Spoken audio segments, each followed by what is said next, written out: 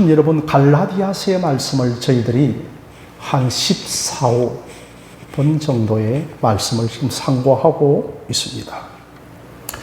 여러분, 이 갈라디아서의 말씀은 이 복음 교리를 우리에게 정언하고 있는 말씀이기도 합니다.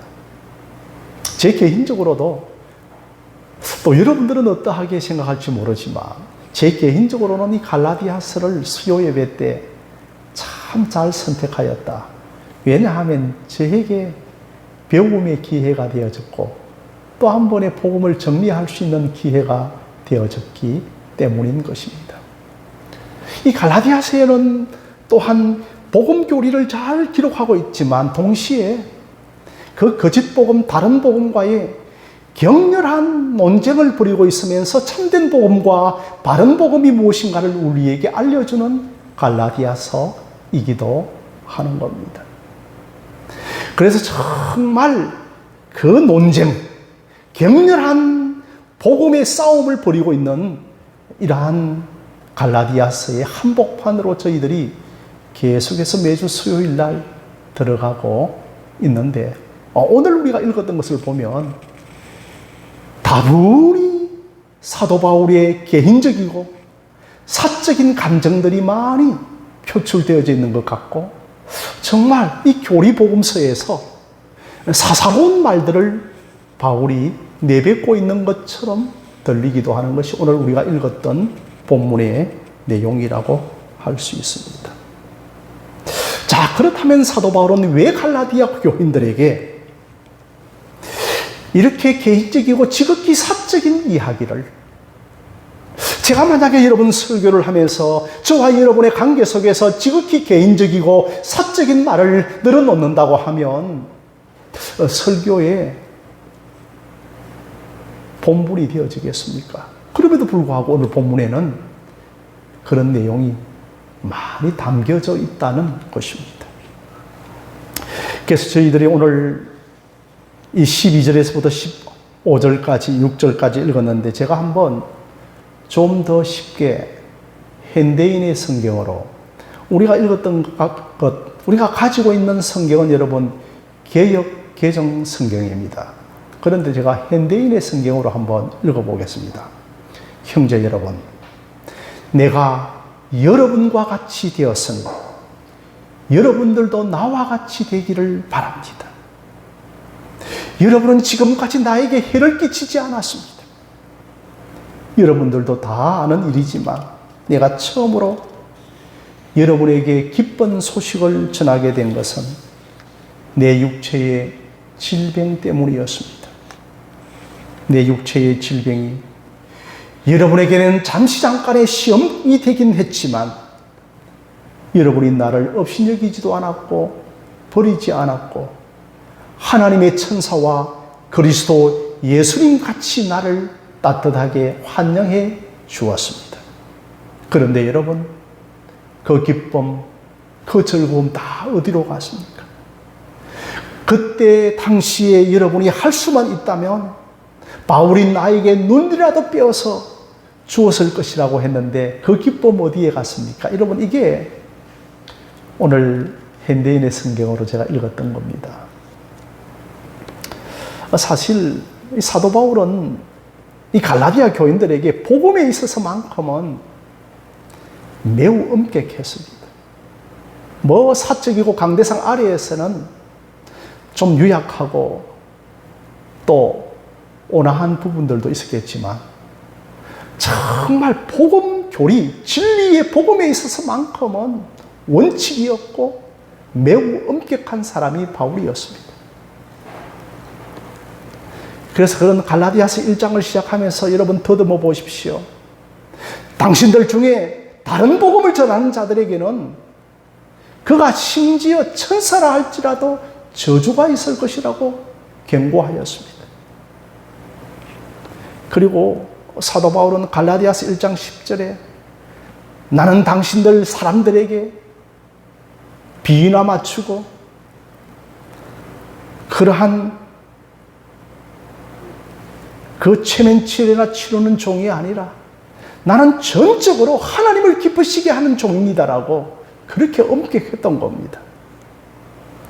그런데 오늘 말씀에서는 지극히 사적이고 개인적인 감정을 그들과의 관계에서 표출하고 있는 것인데 왜 그런지를 한번 살펴보도록 하겠습니다. 먼저 여러분 12절에 내가 너희와 같이 되었다라고 말씀합니다. 12절 말씀에 형제들아 내가 너희와 같이 되었으니 너희도 나와 같이 되라고 하는 겁니다. 여러분 바울은 유대인 중에 유대인입니다. 그래서 여러분들이 아시다시피 빌립보서 3장에 보면 나는 엄격한 바리새파 교육을 받았고 어릴 때부터 당대의 가장 위대한 스승이었던 가말리엘 문화에서 나는 교육을 받았으며 그리고 나는 히브리인 중에 히브리인이었고 심지어 여러분 사도 바울은 그 당시의 로망이었던 로마의 시민권을 가지고 있는 사람이었습니다.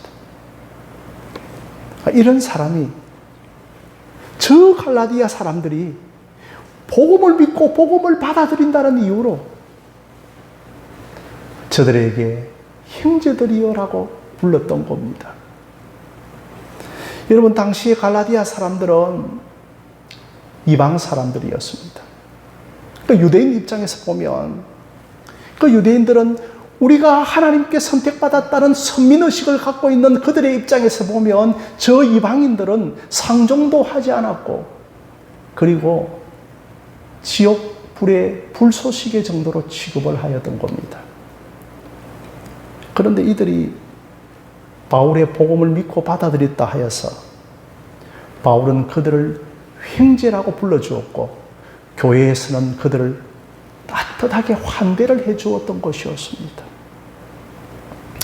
여러분 예전에 한국교회 초대 개화기 때 복음이 들어왔을 때 정말 양반도 예배당에 앉아있고 쌍놈도 예배당에 앉아있는데 저들이 복음을 받아들였다고 해서 양반 쌍놈이 없었습니다. 다 형제라고 받아들였고 심지어 자기 집에서 부리고 있는 종 가운데서 교회 장로가 세워지기도 하였던 겁니다.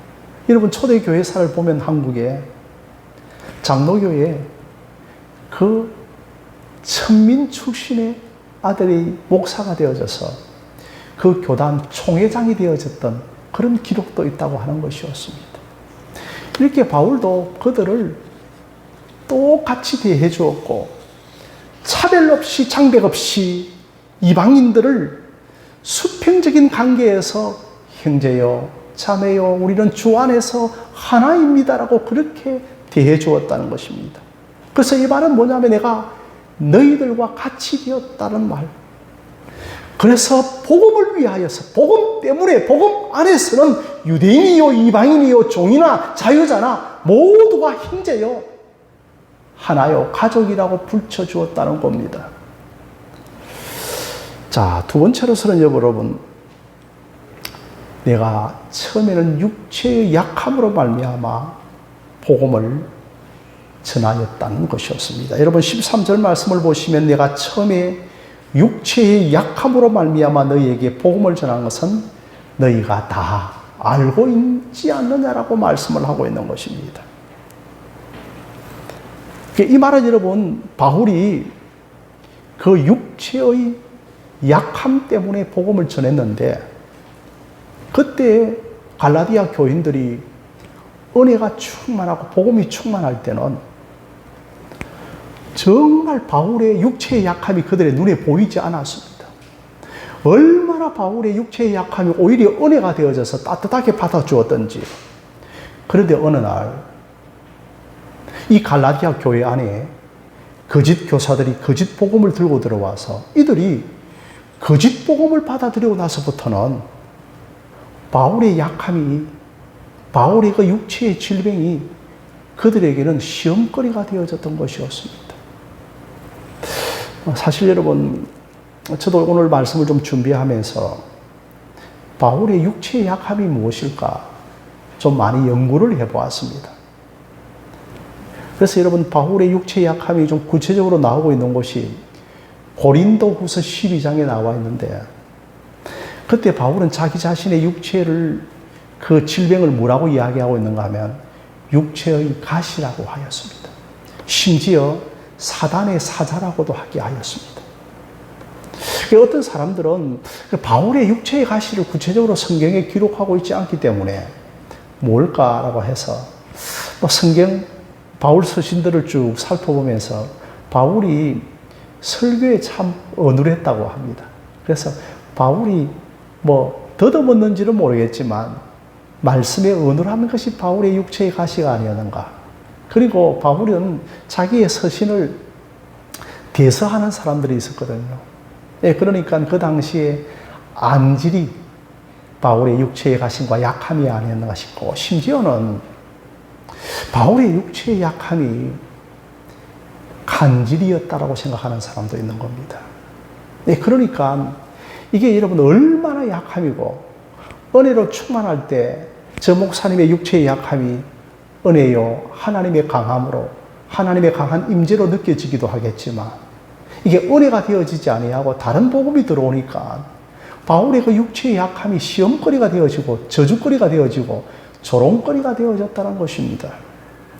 그러니까 이 바울의 그 육체의 약함이, 이제 바울은 또한 이게 사단의 사자라고 할 정도면, 우리의 그 육체의 약함이 있는 게 사단이 가져다 주는 질병이라고 다 할 수는 없는 것 아니겠습니까? 그런데 사단의 사자라고 할 정도라면 이것이 어떻게 되어지는가 하면, 여러분 한번 생각해 보십시오.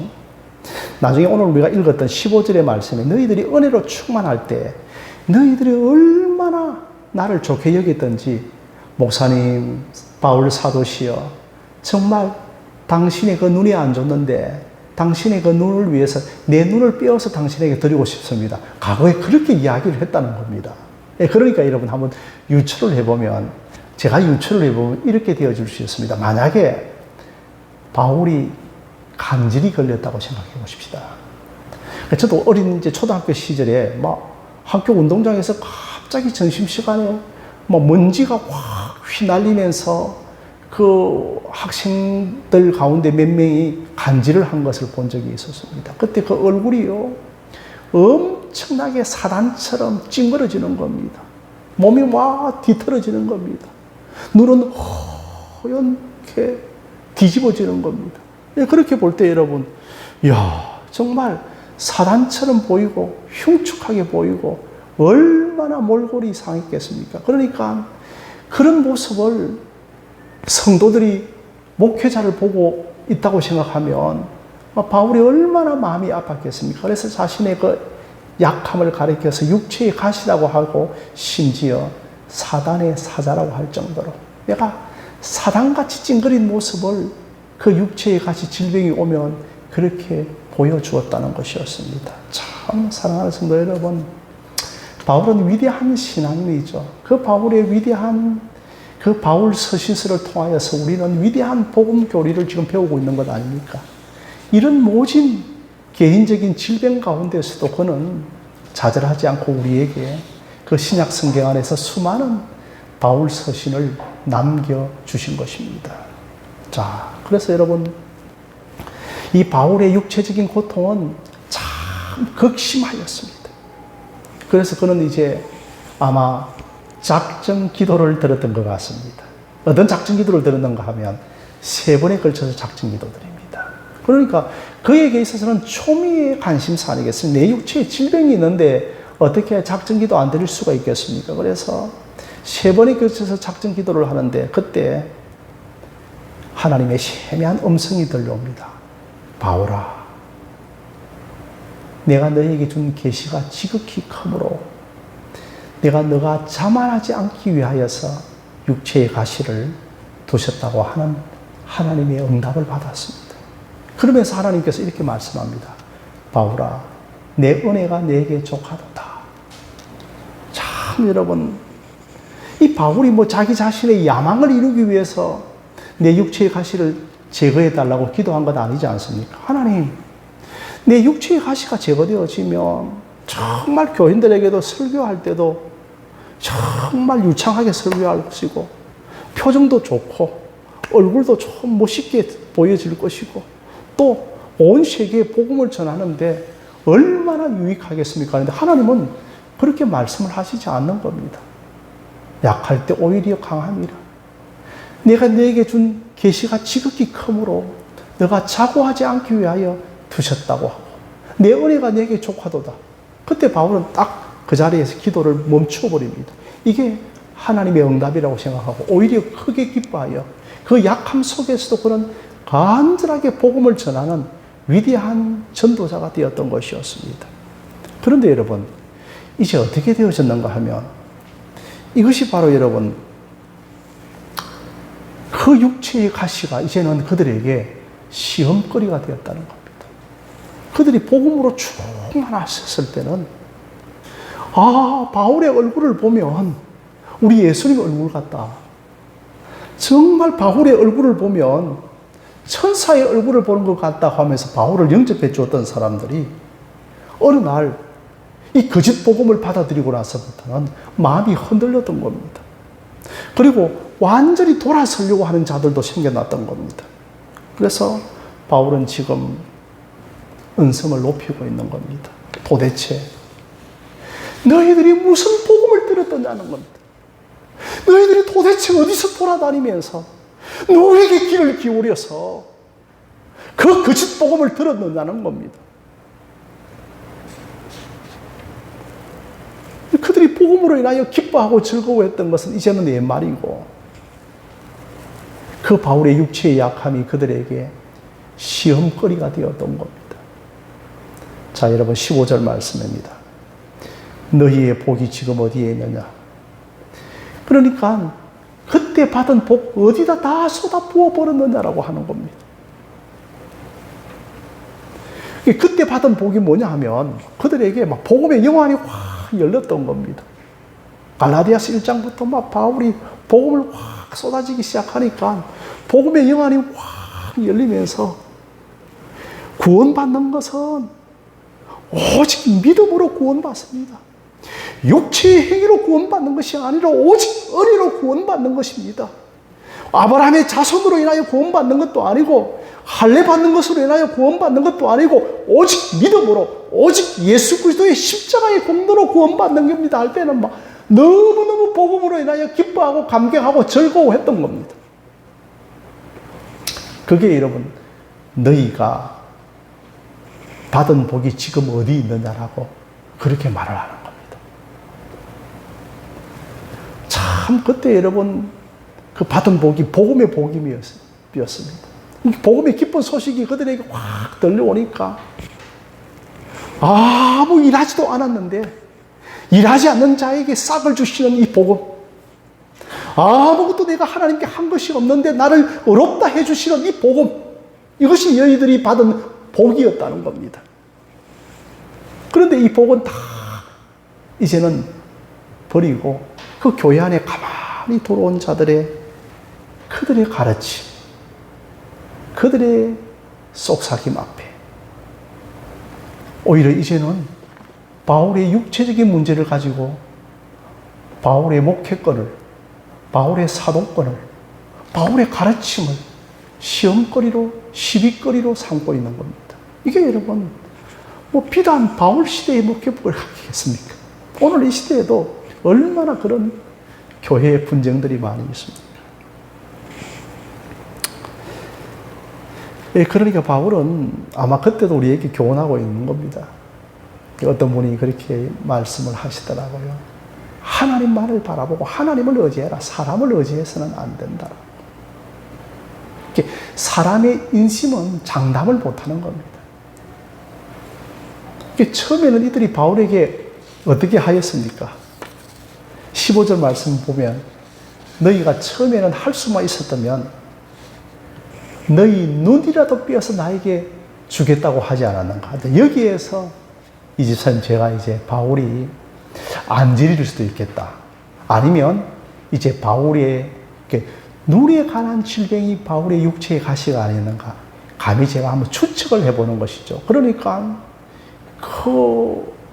눈에 관한 질병이요. 그게 사단의 사자처럼 보이면 여러분, 안질 정도 가지고는 사단의 사자처럼 보이지 않습니까?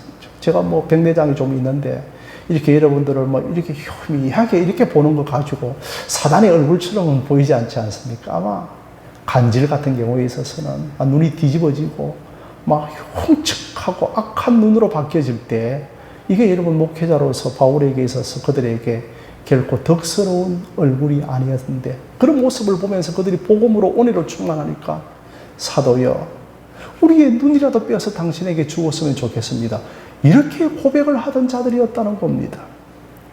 정말 참된 복음으로 말미암아 기뻐하고 즐거워하고 복음으로 말미암아 그 복음에 감격하고 복음의 능력으로 살려고 할 때는 눈이라도 떼어주고 싶다라고 하는 것입니다. 제가 한 90년대쯤 되어졌습니다. 그때 이제 제가 부산에서 어떤 중견교회 한 1000명 정도 되어지는 교회 대학부를 맡는 이제 부목사의 사역을 감당하고 있었습니다. 그래서 이제 그 대학부의 학생들이 한 50여 명 정도 모이고, 또 모처럼 저와 함께 이제 대학부가 확 부흥이 일어나는 순간이었습니다. 그러니까 이제 어떤 때는 70명도 되어지고, 확 부흥이 올라가고, 하나님의 그 숫자적인 부분에 있어서도 부흥이 되어지고, 아이들도 영적으로 은혜를 사모하는 그런 시대에 있었는데, 그때 여러분들 좀 들어보셨지만 유광수 목사의 다락방 전도라고 하는 것이었습니다. 장로님 들어보셨죠, 그죠? 유광수 목사의 다락방이요, 전도가 막 한국 교회를 휩쓸었거든요, 그 당시에. 뭐 다음에 제가 사적으로 한번 또 여러분들에게 그렇게 유광수 목사의 다락방에 대해서 한번 말씀을 해드리겠습니다만, 이게 교회적으로도 또 담임 목사가 뭐 전도가 되고 또 복음을 이야기하니까 그걸 공적으로 받아들였다는 겁니다. 그러니까 이제 그곳에 가서 교육도 받고 훈련도 받는데, 이게 나중에 보니까 굉장하게 이단적인 요소가 많았습니다. 신학적으로도 굉장하게 불건전하고 비성경적인 요소들이 참 많았거든요. 그러니까 그때부터 저희를 따르는 그 리더들이, 청년 리더들이, 그 이제 유광수 목사 다락방에 가서 훈련을 받았던 리더들이 저에 대한 태도가 달라지기 시작하는 겁니다. 눈빛이 달라지기 시작하는 겁니다. 아예 설교를 잘 들으려고 하지 않는 겁니다. 그러면서 귀를 닫고 눈을 닫고 그렇게 따르고 주중에 찾아온 아이들의 발걸음이 끊어지는 겁니다. 그래 이러면 다른 복음이 확 들어와 보면서 교회를 쑥대밭으로 만들었던 것이었습니다. 바로 여러분 갈라디아 교회 안에 그런 내용들이 있었던 것이었습니다. 그래서 그 모든 육체적인 행위를 가지고도 오히려 시비거리를 삼는 그런 일들이 생겨났던 것이었습니다. 그래서 그 아이들이 한 20여 명 교회를 뛰쳐나갔습니다. 참 그 시기가 제게는 굉장하게 어려웠던 시기였습니다. 그러니 여러분, 그쪽으로 마음이 확 쏠리기 시작하면서, 심지어 우리가 읽었던 16절에 보면 눈이라도 떼어주고 싶고, 바울의 얼굴을 보면 예수님 얼굴 보는 것처럼 보인다고 했던 사람들이 이제는 바울을 원수처럼 대하는 겁니다. 오늘 식으로 말씀드리면 바울 복음 잘못되었다는 겁니다. 예수 믿고 세상에서도 만사 행동하고 잘 되어야지 바울처럼 저렇게 복음 전하다가는 안 된다는 거예요. 늘 바울이 복음을 전하는데 예수 그리스도의 십자가의 복음만 전한다는 거예요. 바울이 여러분 오늘 이 시대 와가지고 서울 한복판에 복음 전하면 여러분 뭐 몇만 명, 몇십만 명 모일까요? 저는 그렇게 생각하지 않습니다. 바울 복음, 바울 설교 들으러 몇 명이나 갈까요, 여러분? 늘 바울한테 가면 예수 그리스도가 너희들을 위하여 십자가에 못 박혀 죽어서 십자가의 복음만 전하는 거니 누가 그 복음을 전하려고 합니까? 위로와 소망도 듣고 형통의 복음도 듣고 번영의 복음도 듣고 치유의 복음도 듣고 예언의 복음도 듣고, 아니 막 그러니까 조금 참 이런 말을 하는 자들이 많아지기 시작했다는 것입니다. 그러면서 여러분, 그렇게 이야기하는 자들의 말에 쏠깃하기 시작했다는 겁니다. 갈라디아 교인들이. 그래서 그 거짓 교사들이 싹 들어와서 바울이 전한 복음 잘못된 복음이다라고.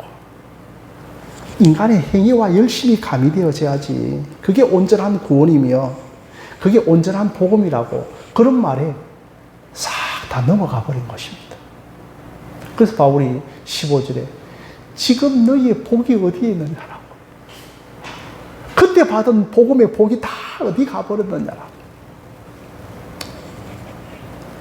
그 복음이 얼마나 좋았더라면 눈이라도 떼어서 당신에게 주고 싶었는데, 여러분, 눈이 어떤 것입니까? 신체의 기관 중에 손 하나 없어도 됩니다. 귀 하나 안 들려도 됩니다. 눈이 안 보이면 신체의 기관 중에 어떤 의미에서는 가장 중요한 신체의 기관인데, 아니 그것을 복음 때문에 바울에게 주려고 하였던 것이었습니다. 여러분, 말씀을 좀 맺고자 합니다. 제가 담임 목사로서 여러분에게 주고자 하는 복은, 저도 뭐 좀 신유의 복이 좀 있었으면 좋겠습니다. 제가 좀 여러분에게 예언의 복이 좀 있었으면 좋겠고, 뭐 제가 여러분에게 좀 신방 가면 좀 손이 덤성덤성해가지고 병원에 뭐 신방 갈 때 한 100만 원씩 좀 집어넣어주고 교인들에게, 또 뭐 교인들이 장례식이 치르면 그 가정에 봉투 한 500만 원씩 좀 주면, 또 뭐 이번 주변에 뭐 불우한 이웃들에게 한 1000만 원씩 주는 그런 복이 좀 있었으면 좋겠습니다. 그러나 제가 여러분에게 주고 싶은 복은 아무 그런 복이 없다는 거예요. 그런 복을 못 받은 사람입니다. 제가 여러분에게 주고 싶은 복은 이 복음의 복을 주고자 하는 겁니다. 여러분, 이 복음의 복을 받는 여러분들이 되어지시기를 바랍니다. 저는 어떻게 하면 복음을 알고 또 그 복음으로 인하여 기뻐하고 또 그 복음을 사랑하고 이제는 또 그 복음을 자랑하고 싶고 또 그 복음에 감격하고 또 그 여러분들 그 복음의 능력으로 살아가고 싶은 것, 이게 제가 여러분 이 복을 여러분에게 주고 싶은 겁니다. 두 번째로서는 그 처의 여러분 육체의 행위가 여러분들에게 보일 겁니다. 많이 보이죠. 적은 교회 목사이기 때문에. 그게 여러분 저에게는 육체의 가시라는 겁니다. 그렇지만 목사님이 전하고자 하는 그 복음 때문에 그때는 육체의 가시가 가려워졌더라는 겁니다. 그런데 복음의 은혜가 사라지니까 그 목사의 육체의 가시가 확 크게 보이는 겁니다. 그래서 존 스토트 목사님은 그렇게 말했습니다.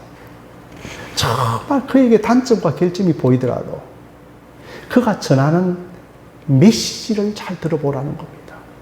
그가 전하는 메시지가 참된 메시지요, 참된 복음이라면 그 약함을 너희들이 용납하고 품어주고 기도해 주라는 겁니다. 그러니 여러분, 그 육체의 약함을 갖고 판단하는 것보다도 전하는 메시지를 가지고 판단을 하라는 겁니다. 그러면 그 육체의 약함과 육체의 행위의 약함은, 그가 정말 바른 메시지를 전하려고 노력하는 사람은 우리가 배후에서 기도만 해주면 하나님이 그 영혼을 반드시 세워가는 겁니다. 반드시 그걸 변화시켜 나가거든요.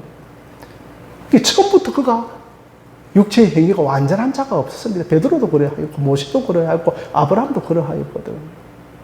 그러니까 정말 오늘 이 시대에 그 말씀의 타락이요, 육체의 행위의 타락보다 더 심각한 거거든요. 그런데 우리는 말씀의 타락은 심각하게 생각하지 아니하고 그 육체의 행위의 타락만을 부각시키는 것인데, 말씀의 타락을 보면서 여러분들이 아파하고 괴로워하고 눈물 흘리고 중보하고 기도하는 여러분들이 되어주시기를 바랍니다. 그러니까 여러분, 오늘 우리가 읽었던 것은 양집사님, 민집사님, 이건 사도 바울의 자기의 자화상입니다. 이게 바울의 자화상이죠. 그러니까 이제 바울의 생김새, 바울의 생김새를 여러분 떠올리지 말라는 겁니다. 바울의 초상화도 그리지 말고 오직 바울의 말씀이 바울의 자화상이라는 거. 그러니까 바울은 너무 약하였고, 말에도 초라였고, 얼굴도 못생겼고, 키도 작았고. 한마디로 바울의 자화상은 그림으로 그리면 작품이 안 되는 겁니다. 근데 그런 사람을 하나님께서 쓰시고 주의 일을 하게 하시는 겁니다. 저는 그런 생각을 합니다. 짜장면을 하나 먹더라도, 같은 짜장면을 하나 먹더라도 가장 이 세상에서 맛있는 짜장이 무엇일까? 성도님들이 사주는 짜장면이라는 겁니다. 그게 비싸든 적든 간에요. 여러분, 이것이 바로 교회의 비밀이라는 겁니다. 우리가 서로 부족해도 서로 사랑하는 우리가 되고, 정말 그들을 품고 기도할 때 그들이 복음의 사람으로 변화되어지도록, 여러분, 우리 교회에 오면 그런 사람들이 다 복음의 사람으로 변화되어질 수 있도록, 그 사람으로 세워줄 수 있도록 간절히 여러분 기도하는 여러분들이 되어지시기를 바랍니다. 그래서 여러분, 믿음의 일치가 참 소중합니다. 믿음의 불일치는요, 참 불행한 것이죠. 그래서 성경 에베소서에서는 뭐라고 말씀하고 있는가 하면, 너희들이 믿는 것과 아는 것에 하나가 되어 그리스도 예수의 장성한 분량으로 자라가라고 말씀을 하였거든요. 그러니까 믿는 것은 구원으로 말미암아 믿은 겁니다. 육체의 행위로 말미암아 구원받은 건 아닙니다.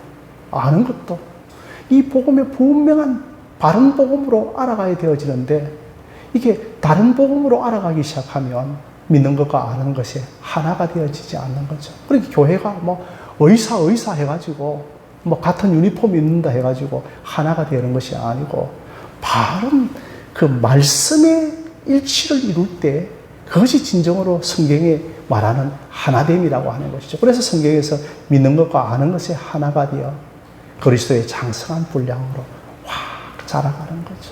가정에서도 정말 믿음의 불일치로 말미암아 여러분들이 눈물을 깊이 흘리면서 내 남편이, 내 자녀가, 내 이웃이, 내 친지가 나와 같이 믿는 것과 아는 것이 하나가 되어져서 그리스도의 장성한 분량까지 자라게 해 주십시오라고, 그렇게 나아가는 여러분들이 되어주시기를 주님의 이름으로 간절히 축원드립니다.